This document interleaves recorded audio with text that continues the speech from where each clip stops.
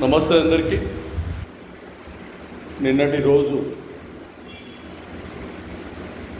రాత్రిపూట స్వప్నం, కలలు, ఆ కలలు స్వప్నం లాంటి నిన్నటి రోజు.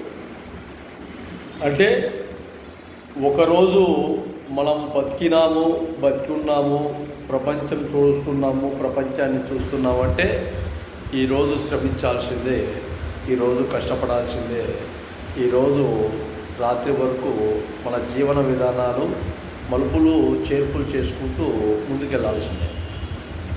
నిన్నటి కోసం ఎక్కడ కూడా ఆ జరిగిన విధానాలు తలుచుకోవాల్సిన అవసరం లేదు.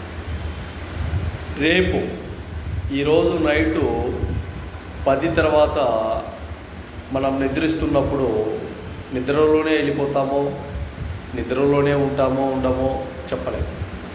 రేపటిని తెల్లవారిన తర్వాత రేపటి విషయాలు ఆలోచన చేయాల్సిందే, అంతే. ఇది జీవిత లక్ష్యం, జీవితంలో సారాంశం.